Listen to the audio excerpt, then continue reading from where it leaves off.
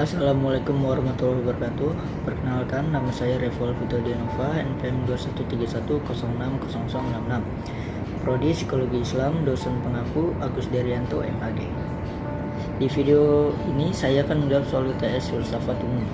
Pertanyaannya adalah, jelaskan awal munculnya filsafat, kristalisasi aliran filsafat, dan mampukah filsafat memberikan manfaat bagi kehidupan manusia pada zaman ini.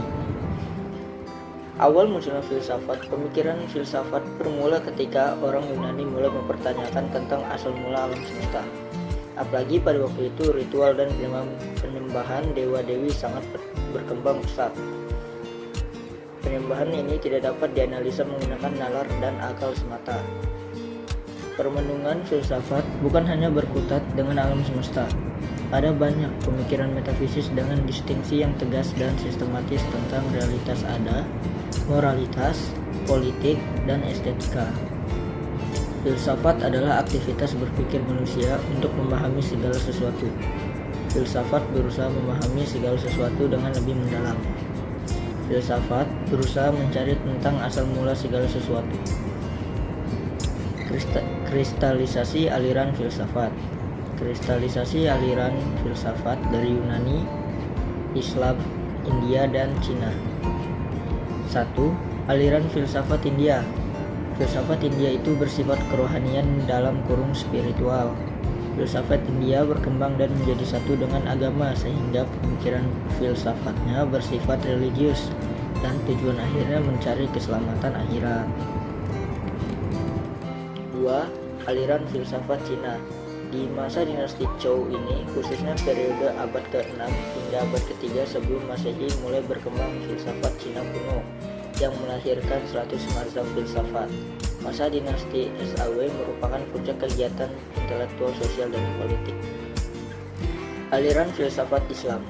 Filsafat dalam Islam bermakna sama dengan hikmah, sebuah sikap intelektual yang memudahkan olah pikir, institusi dan imajinasi dalam payung Al-Quran dan hadis. Filsafat Islam berakar dari Al-Quran, Hakim, buku sumber induk filsafat umat Islam, serta sunnah Nabi. 4. Aliran filsafat Yunani.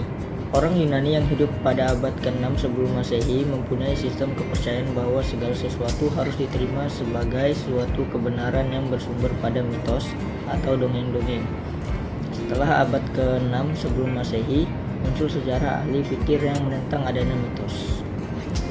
Filsafat banyak memberikan manfaat, di antaranya filsafat membantu kita memahami bahwa sesuatu tidak selalu tampak seperti apa adanya. 2. Filsafat membantu kita mengerti tentang diri kita sendiri dan dunia kita, karena filsafat mengajarkan bagaimana kita bergulat dengan pertanyaan-pertanyaan dasar. 3.